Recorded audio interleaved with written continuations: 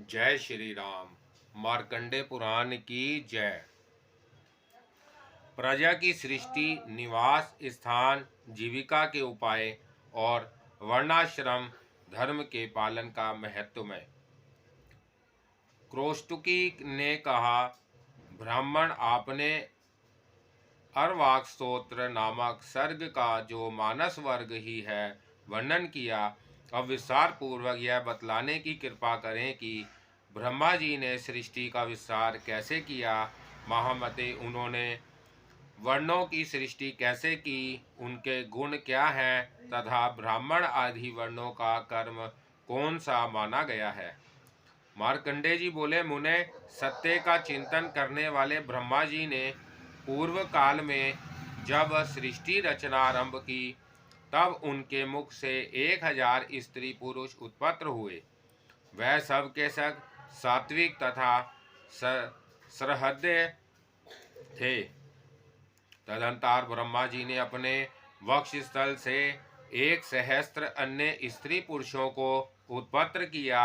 वह सभी रजोगुण की अधिकता से युक्त शूरवीर और क्रोधी थे। उसके बाद उन्होंने अपनी दोनों जांघों से दूसरे 1 सहस्त्र स्त्री पुरुषों को प्रकट किया। वह सब तमोगुणी, श्रीहीन तथा मंदबुद्धि थे। वह सब जोड़ों के रूप से उत्पन्न हुए।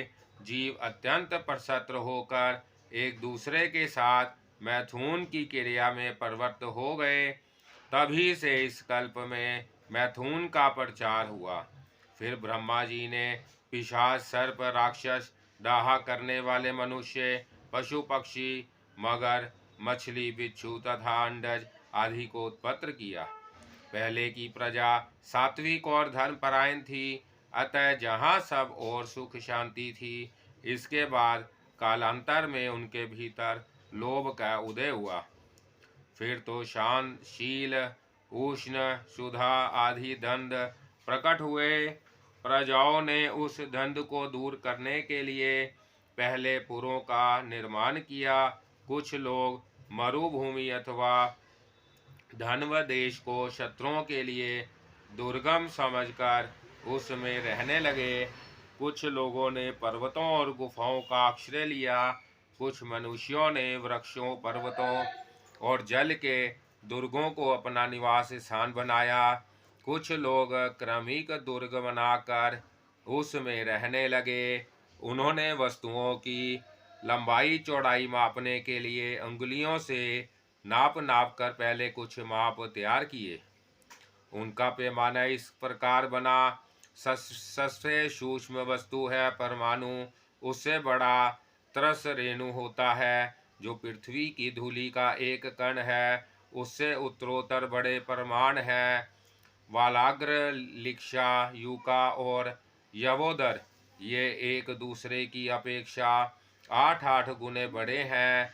8 यवक का एक अंगुल, 6 अंगुल का एक पद, 2 पद का एक बीता और 2 बीते का एक हाथ होता है। 4 हाथ का एक धनुष दंड होता है। इसी को नाड़िका युग भी कहते हैं।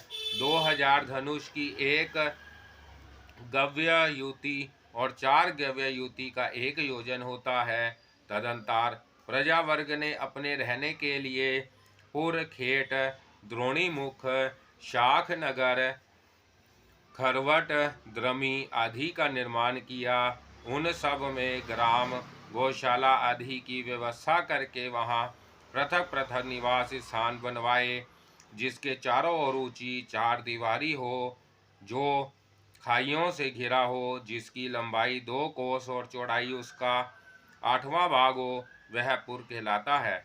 उसके पूर्व और उत्तर में जल प्रवाह का होना उत्तम माना गया है। वहाँ से बाहर निकलने के लिए शुद्ध बांस का पुल बना होना चाहिए, जिसकी लंबाई चौड़ाई पुर की अपेक्षा आधी हो, वह खेट कहलाता है। और जो पुर के चौथाई हिस्से के बराबर हो, उसे खरवट कहते हैं।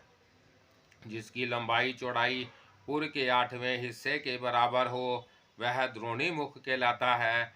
जहाँ 4 दीवारी और खाई नहीं है, उस पुर को खरवट कहते हैं। जहाँ मंत्री सामंत तथा भोग के बहुत से समान हो, वह शाखा नगर कहलाता है।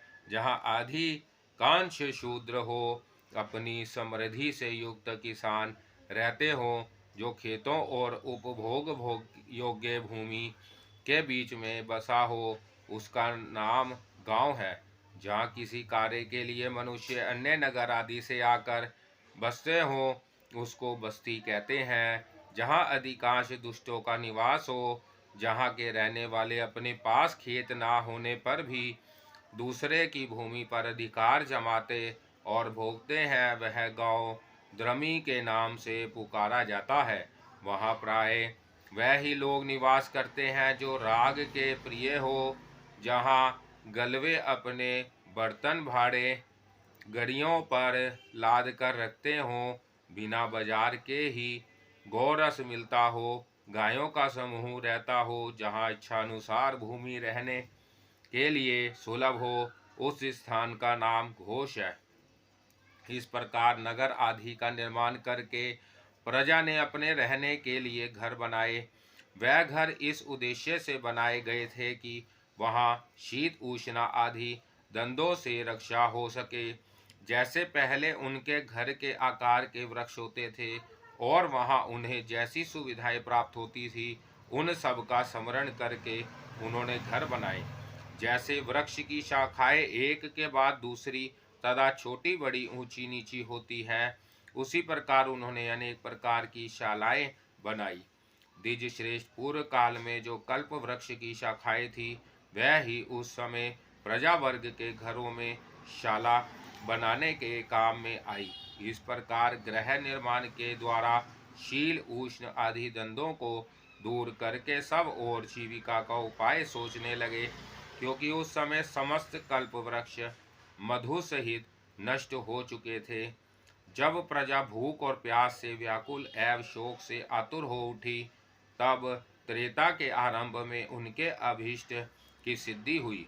उनकी इच्छा के अनुसार वर्षा हुई और वह वर्षा का जल नीची भूमि में बढ़कर एकत्र होने लगा।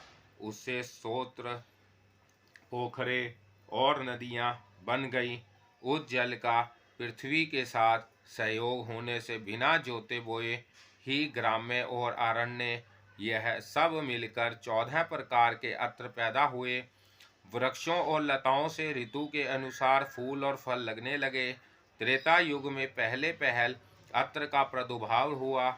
उसी से उस युग में सब प्रजा का जीवन निर्वाह होने लगा। फिर अकस्मात सब लोगों के मन में राग और लोभ का प्रकाट्य हुआ। इससे वह एक दूसरे के प्रति ईर्ष्या रखने लगे और अपनी शक्ति के अनुसार नदी, खेत, पर्वत, वृक्ष और झाड़ियों पर अधिकार जमाने लगे। उनके इस दोष से सबके देखते देखते सब अनाज नष्ट हो गए। पृथ्वी ने एक साथ ही सब औषधियों को अपना ग्रास बना लिया। अनाज के नष्ट होने से प्रजा भूख से व्याकुल होकर फिर इधर उधर भटकने लगी और अंत में ब्रह्मा जी की शरण में गई। ब्रह्मा जी ने भी फिर प्रजा का सारा समाचार ठीक ठीक जानकर पृथ्वी को गाय के रूप में बांधा और मेरु पर्वत को बछड़ा बनाकर उसका दूध दुआ। ब्रह्मा जी ने दूध के रूप में सब प्रकार के अत्र दुह लिए थे, वह ही बीज रूप में प्रकट हुए और उनसे ग्राम्य तथा अरण्य सब प्रकार के अत्र पैदा हुए, जो फल के पक जाने पर काट लिए जाते हैं, तथा धान, जौ, गेहूँ, छोटा धान्य, तिल, कंगनी, जवार, कोदू, तीना, उड़द, मूंग, मसूर, मटर, कुल्थी, अरहर, चना और सन, ये 17 ग्राम औषधियों की जातियां हैं। यज्ञ के काम में आने वाली केवल 14 औषधियां हैं, जिनमें 7 ग्राम्य और 7 अरण्य हैं।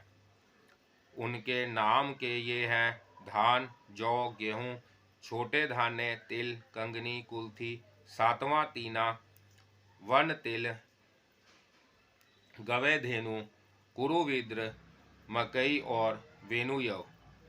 जब बोने पर भी ये औषधियाँ फिर ना जम सकी, तब भगवान ब्रह्मा जी ने अत्र की वृद्धि के लिए हाथ से काम करने की प्रणाली को ही जीविका का उपाय बनाया। तब से जोतने बोने पर अत्र की उपजा होने लगी। इस प्रकार जीविका का प्रबंध हो जाने पर ब्रह्मा जी ने न्याय और गुण के अनुसार वर्णाश्रम धर्म की मर्यादा स्थापित की। अपने कर्मों में लगे हुए ब्राह्मणों को ब्रह्मालोक की प्राप्ति होती है। युद्ध में पीठ ना दिखाने वाले क्षत्रियों को इंद्र का पद प्राप्त होता है। सब धर्म परायण वैश्यों को मरुद्रोणों का लोक मिलता है। सेवा में संलग्न रहने वाले शूद्र गंधर्व लोक में जाते हैं। जो लोग गुरुकुल में रहकर ब्रह्मचार्य पालन पूर्वक वेदाध्ययन करते हैं उन्हें 88,000 उधर्वरेता महर्षियों को प्राप्त होने वाला स्थान मिलता है। वानप्रस्थ धर्म का पालन करने वाले लोग सप्तऋषियों के लोक में जाते हैं। गृहस्थ धर्म का विधिवत पालन करने वालों को प्रजापात्य लोक की प्राप्ति होती है। सन्यासियों को ब्रह्मा पद और योगियों को अमृत तत्व की उपलब्धि होती है। इस प्रकार भित्र भित्र वर्ण धर्म और आश्रम धर्मों का पालन करने वाले लोगों के लिए पृथक पृथक लोकों की कल्पना की गई है। जय श्री राम। जय श्री राम। मार्कंडेय पुराण की जय। स्वयंभू मनु की वंश परंपरा तथा अलक्ष्मी पुत्र दुस्साहा के स्थान आदि का वर्णन। मार्कंडेय जी कहते हैं, मुने, तदंतर ब्रह्मा जी जब ध्यान कर रहे थे उस समय उनके मन से मानसी प्रजा उत्पन्न हुई। साथ ही उनके शरीर से कारण और कार्य का भी प्रादुर्भाव हुआ। देवताओं से लेकर स्थावर पर्यंत सभी जीव त्रिगुणात्मक माने गए हैं। इसी प्रकार समस्त चराचर भूतों की सृष्टि हुई। जब प्रयत्न करने पर भी ब्रह्मा जी की प्रजा बढ़ ना सकी, तब उन्होंने अपने ही सदृश सामर्थ्य से युक्त 9 मानस पुत्रों को उत्पन्न किया। उनके नाम ये हैं भृगु, पुलस्त्य, पुलह, क्रतु, अंगिरा, मरीचि, दक्षिण, अत्रि तथा वशिष्ठ। पुराणों में ये 9 ब्रह्मा माने गए हैं। इसके बाद ब्रह्मा जी ने अपने क्रोध से रुद्र को प्रकट किया, फिर संकल्प और धर्म को उत्पन्न किया, जो पूर्वजों के भी पूर्वज हैं। स्वयंभू ब्रह्मा जी ने जिन्हें सबसे पहले उत्पन्न किया, वह सनानंद आदि 4 भाई लोक में आसक्त नहीं हुए। वह सब के सब निरपेक्ष एकाग्रचित भविष्य को जानने वाले वीतराग और मत से रहित थे। तत्पश्चात प्रजापति ने अनेक प्रकार के स्त्री पुरुष उत्पन्न किए, जिनमें कोमल, क्रूर, शांत, श्यामवर्ण तथा गोवर्ण सभी तरह के लोग थे। इसके बाद उन्होंने अपने ही समान प्रभावशाली एक पुत्र रत्न उत्पन्न किया, जिनका नाम स्वयंभू मनु हुआ। उन्हें ब्रह्मा जी ने प्रजाजनों का रक्षक बनाया। फिर स्वयंभू मनु ने शतरूपा को अपनी पत्नी बनाया, जो तपस्या के प्रभाव से सर्वथा निष्पाप थी। शतरूपा ने स्वयंभू मनु के संपर्क से 2 पुत्रों को जन्म दिया। वह प्रियवते और उतानपाद के नाम से विख्यात हुए। उन दोनों की अपने कर्मों से प्रसिद्धि हुई। शतरूपा के गर्भ से 2 कन्याओं का भी जन्म हुआ। उनमें से एक का नाम रिद्धि और दूसरी का प्रसूति था। स्वयंभू मनु ने प्रसूति का विवाह दक्ष से और रिद्धि आकृति का रुचि प्रजापति से किया। प्रजापति रुचि और आकुति से जुड़वी संतानें उत्पन्न हुई, जिनमें एक पुत्र था और दूसरी कन्या। पुत्र का नाम यज्ञ और कन्या का नाम दक्षिणा था। यज्ञ के याम नाम से विख्यात 12 पुत्र हुए। यह ही स्वयंभू मनु मनवंतर में 12 देवता कहलाए। ये बड़े तेजस्वी थे। दक्ष ने प्रसूति के गर्भ से 24 कन्याएं उत्पन्न की। उनके नाम ये हैं, सुनो: श्रद्धा, लक्ष्मी, धृति, तुष्टि, पुष्टि, मेघा, क्रिया, बुद्धि, लज्जा, वपु, शांति, सिद्धि तथा 13वीं कीर्ति। इन सब को धर्म ने अपनी पत्नी के रूप में ग्रहण किया। इनसे शेष जो 11 छोटी कन्याएं थी उनके नाम इस प्रकार है: खयाति, सती, संभूति, समृति, प्रीति, क्षमा, सन्नति, ऊर्जा, अनसुईया, स्वाहा और सवधा। इन सब को क्रमशः भृगु, महादेव जी, मरीचि, अंगिरा, पुलत्स्य, उलह, क्रतु, वशिष्ठ, अत्रि, अग्नि और पितरों ने ग्रहण किया। श्रद्धा ने काम को, लक्ष्मी ने दर्प को, धृति ने विनय को, तुष्टि ने संतोष और पुष्टि ने लोभ को उत्पन्न किया। मेघा ने श्रुत का, क्रिया से दंड, नय और विनय का, बुद्धि से बोध का, लज्जा से विनय का, वपु से व्यवसाय, शांति से क्षेम का, रिद्धि सिद्धि से मुख सुख का और कीर्ति से यश का जन्म हुआ। यह सभी धर्म के पुत्र हैं। काम से उनकी पत्नी रति ने हर्ष नामक पुत्र उत्पन्न किया, जो धर्म का पुत्र कहलाया। अधर्म की स्त्री सिन्हा थी, उसके गर्भ से अनर्त नामक पुत्र और नृतृत्य नाम वाली कन्या उत्पन्न हुई। फिर इन दोनों से 2 पुत्रों तथा 2 कन्याओं का जन्म हुआ। पुत्रों के नाम थे नरक और भय तथा कन्याओं के नाम थे माया और वेदना। ये उनकी पत्नियां हुईं। इनमें भय की स्त्री माया ने सब प्राणियों का संहार करने वाले मृत्यु नामक पुत्र को उत्पन्न किया और वेदना ने नरक के संसर्ग से दुख नामक पुत्र को जन्म दिया। मृत्यु से व्याधि, जरा, शोक, तृष्णा और क्रोध उत्पन्न हुए। यह सब अधर्म रूप है और दुख के हेतु बतलाए जाते हैं। इनके स्त्री और पुत्र नहीं है, यह सभी उधर्व रहता है।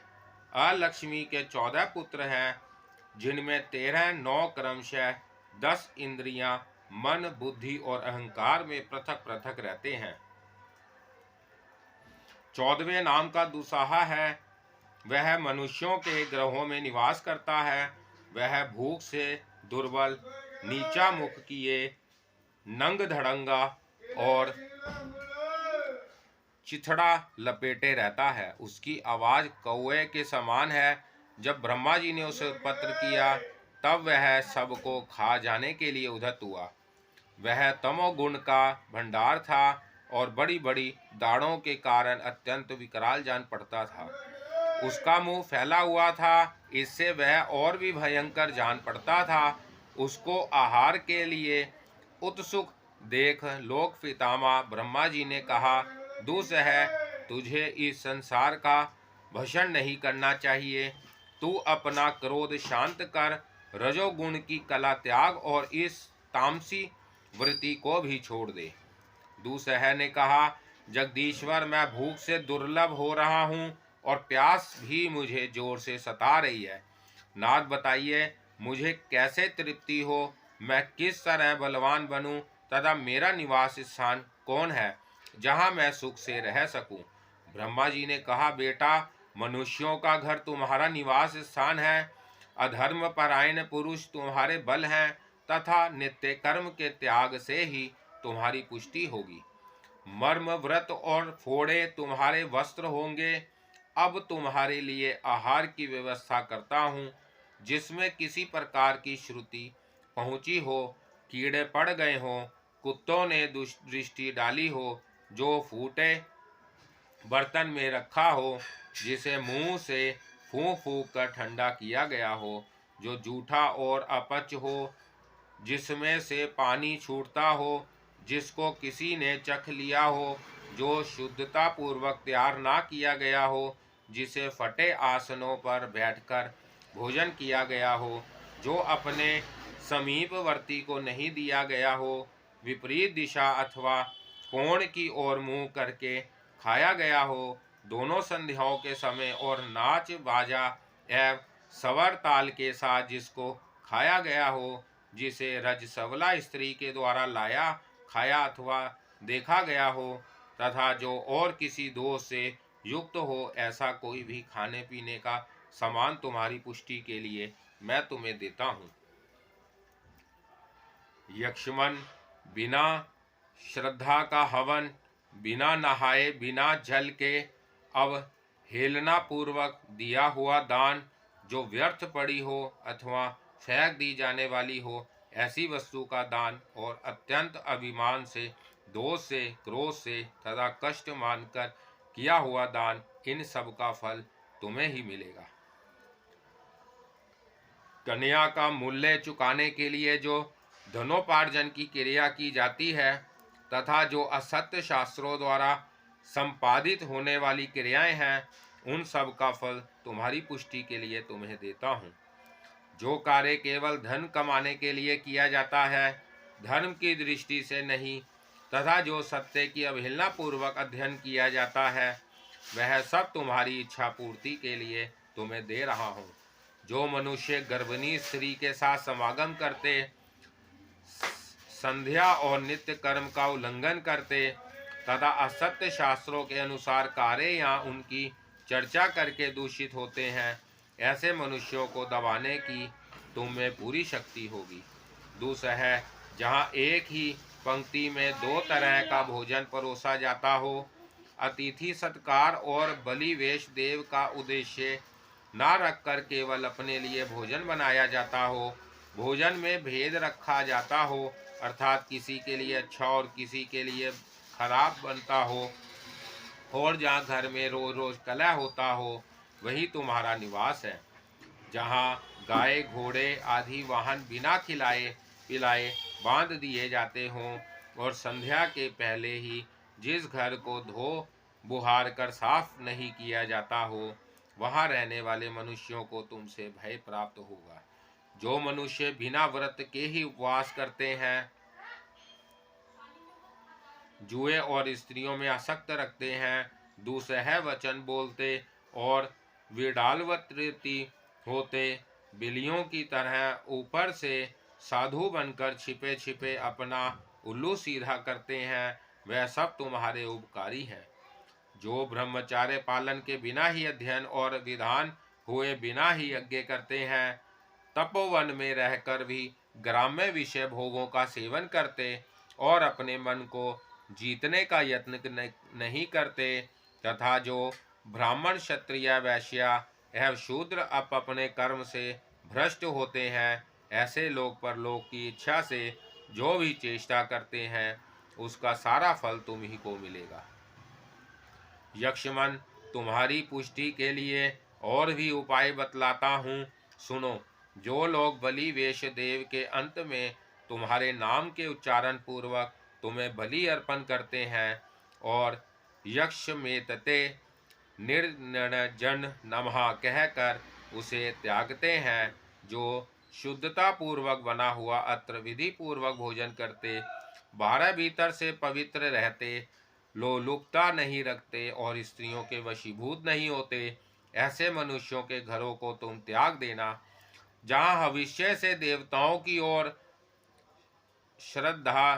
श्रद्धादान से पितरों की पूजा होती हो, तथा कुल की स्त्रियां बहनें और अतिथियों का स्वागत सत्कार होता हो, उस घर को भी छोड़ देना।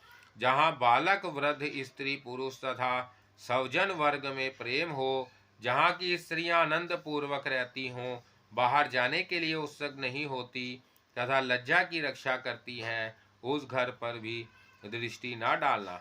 जहाँ अवस्था और संबंध के अनुसार शयन आसन और भोजन की व्यवस्था हो, जहाँ के निवासी दयालु सत्कर्मपरायण और साधारण सामग्री से युक्त हो, तथा जिस घर के लोग गुरु वृद्ध एवं ब्राह्मणों के खड़े रहने पर स्वयं भी आसन पर नहीं बैठते, वह घर भी तुम्हें छोड़ देना चाहिए।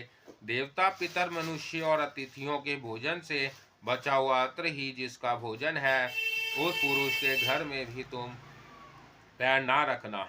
जो सत्यवादी, क्षमाशील, अहिंसक, दूसरों को पीड़ा ना देने वाले तथा दोष दृष्टि से रहित हो, ऐसे पुरुषों को तुम छोड़ देना। जो अपने पति की सेवा में संलग्न रहती दुष्टा स्त्रियों का साथ नहीं करती तथा कुटुंब के लोगों या पति के भोजन करने से बचे हुए अत्र को ही खाकर अपने शरीर का पोषण करती है, ऐसी स्त्री को भी तुम हाथ ना लगाना।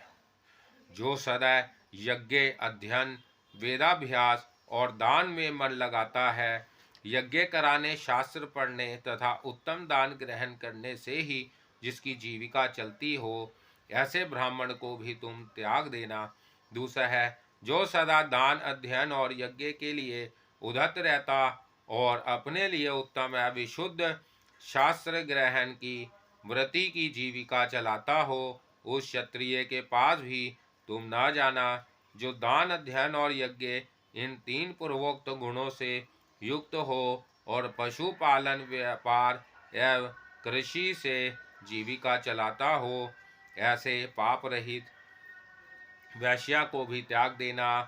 यक्षमन, जो दान, यज्ञ और द्विजों की सेवा में तत्पर रहता और ब्राह्मण आदि की सेवा से ही जीवन निर्वाह करता हो, ऐसे शूद्र का भी त्याग कर देना।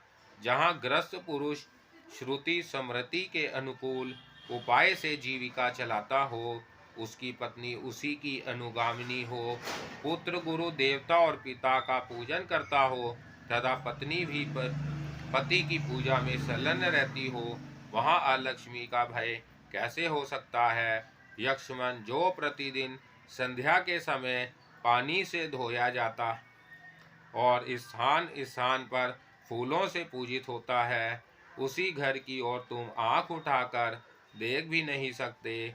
जिस घर से में बिछी हुई शैया को सूर्य ना देखते हो, अर्थात जहाँ लोग सूर्योदय से पहले ही सोकर उड़ जाते हो, जहाँ प्रतिदिन अग्नि और जल प्रस्तुत रहता हो, सूर्योदय होने तक दीप जलता एवं सूर्य का पूर्ण प्रकाश पहुँचता हो, वह घर लक्ष्मी का निवास स्थान है। जहाँ सांड, चंदन, वीणा, दर्पण, मधु, धृत, ब्राह्मण तथा तांबे के पात्र हो, उस घर में तुम्हारे लिए स्थान नहीं है। दूसरा है, जहाँ पके या कच्चे अन्नों का अनादर और शास्त्रों की आज्ञा का उल्लंघन होता हो, उस घर में तुम इच्छानुसार विचरण करो। जिस घर में मनुष्य की हड्डी हो और एक दिन तथा एक रात मुर्दा पड़ा रहा हो, उसमें तुम्हारा तथा अन्य राक्षसों का भी निवास रहे। जो अपने भाई बंधुओं को तथा सपिंडी एवं समानोदक मनुष्यों को अन्न और जल दिए बिना ही भोजन करते हैं, उस समय उन लोगों पर तुम आक्रमण करो। जहाँ पूर्ववासी पहले से ही बड़े बड़े उत्सव मनाने में प्रसिद्ध हो चुके हों और पहले की ही भांति अपने घर पर उत्सव मनाते हों, ऐसे घरों में ना जाना। जो सूप की हवा से, भीगे कपड़े के जल की बूंदों से तथा नख के अग्रभाग के जल से स्नान करते हों, उन कुलक्षणी पुरुषों के पास अवश्य जाओ। जो पुरुष देशाचार, प्रतिज्ञा, कुल धर्म, जप, होम, मंगल, देव यज्ञ, उत्तम शौच तथा लोक प्रचलित धर्मों का भली भांति पालन करता हो, उसके संसर्ग में तुम्हें नहीं जाना चाहिए। मार्कंडे जी कहते हैं, दुस्साह से ऐसी बात कहकर ब्रह्मा जी वही अंतर्धान हो गए। फिर उसने भी ब्रह्मा जी की आज्ञा का उसी प्रकार पालन किया। बोलो मार्कंडे पुराण की जय, सीताराम भगवान की जय, हनुमत भगवान की जय। जय श्री राम। मार्कंडे पुराण की जय। दुस्साह की संतानों द्वारा होने वाले विघ्न और उनकी शांति के उपाय। मार्कंडे जी कहते हैं, दुस्साह की पत्नी निर्मिष्ठिति हुई, यह कल की कन्या थी। कली की पत्नी ने रजस्वला होने पर चंडाल का दर्शन किया था, उसी से इस कन्या का जन्म हुआ था। दुस्सह और निर्मिष्टि की 16 संतानें हुई, जो समस्त संसार में व्यापक हैं। इनमें 8 पुत्र थे और 8 कन्याएं। यह सब के सब अत्यंत भयंकर थे। दंताकृष्टि, यथोक्ति, परिवर्त, अंग ध्रुक, शकुनी, गंड, प्रांत, रति, गर्भाहा तथा सस्याः। ये 8 पुत्र थे। नियोजिका, विरोधिनी, स्वयंहारिका, भ्रमणी, ऋतुहारिका, स्मृतिहरा, बीजहरा तथा विदेशिनी। ये 8 कन्याएं थी जो संपूर्ण जगत को भय देने वाली हुई।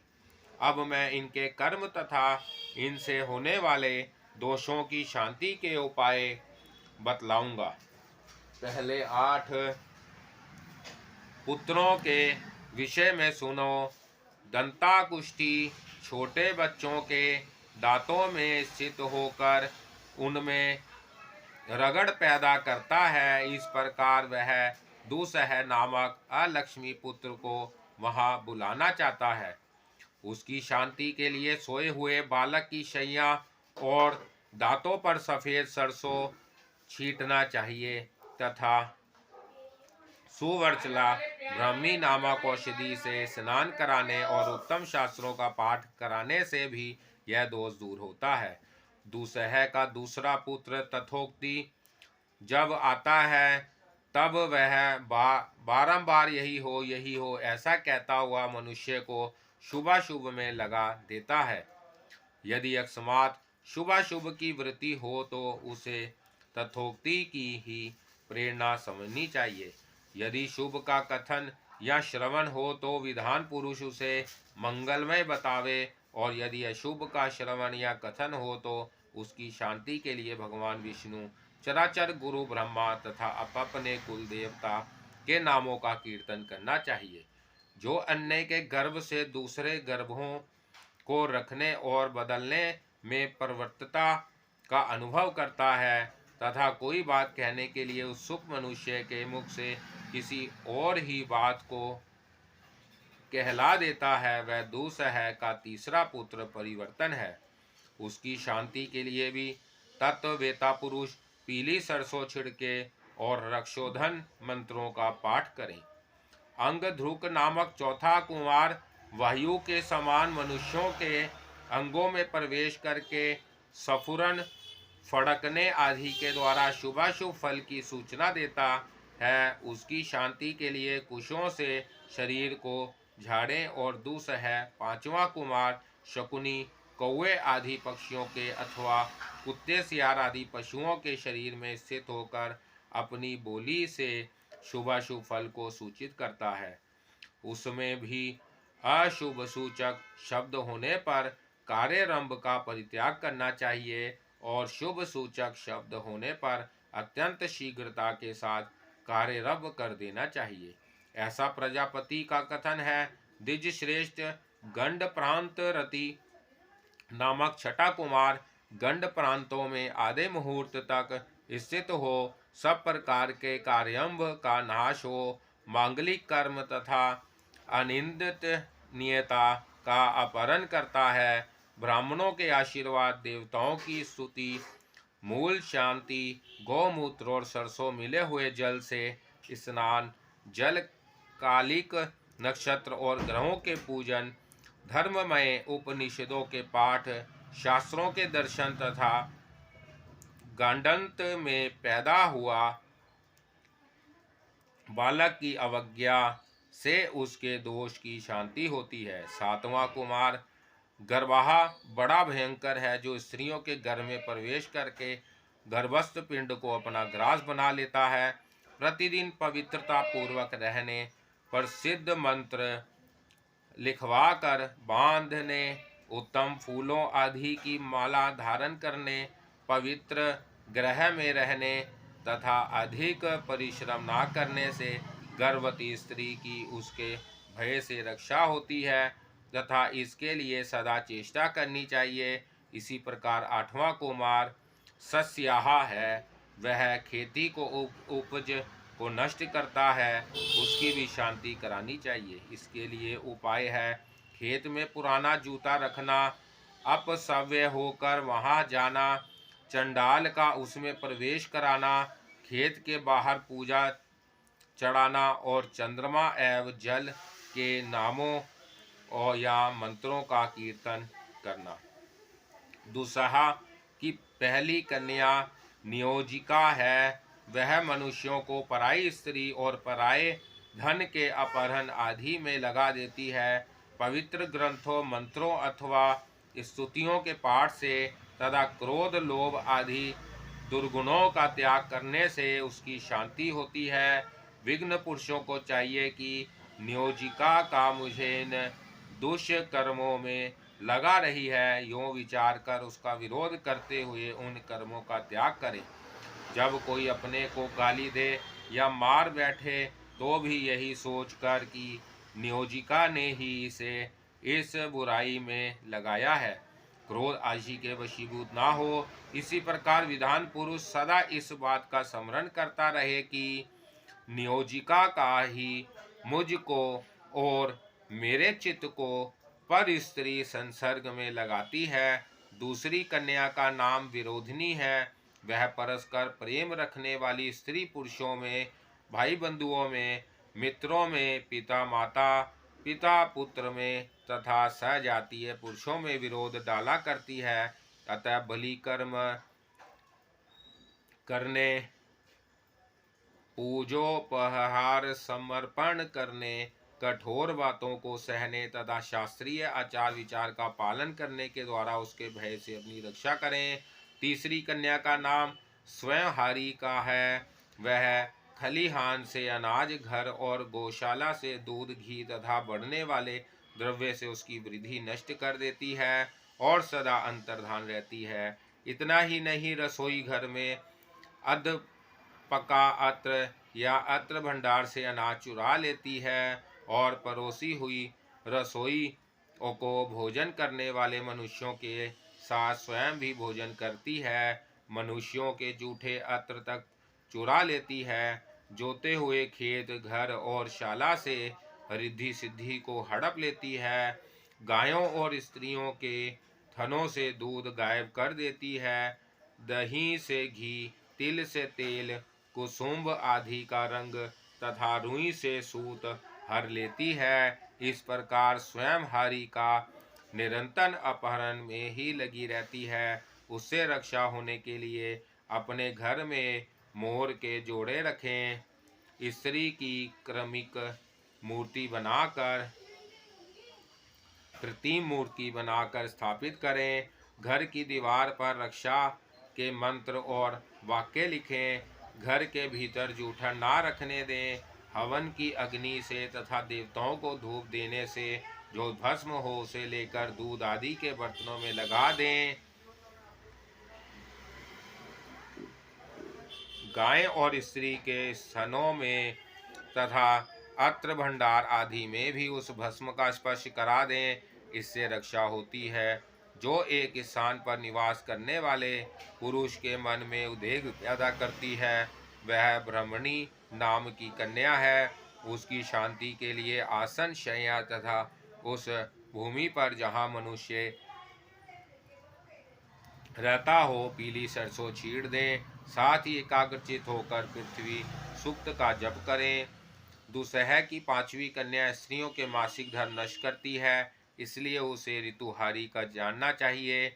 उसकी शांति के लिए स्त्री को तीर्थ में, देवालय के समीप, चैतन्य वृक्ष के नीचे, पर्वत के शिखर पर तथा नदी के संगम एवं सरोवरों में नहलाना चाहिए। साथ ही चिकित्सा शास्त्र के ज्ञाता अच्छे वैद्य को बुलाकर उसकी दी हुई उत्तम औषधियों का सेवन भी कराना चाहिए। छठी कन्या का नाम स्मृति हरा है। यह स्त्रियों की स्मरण शक्ति को हर लेती है।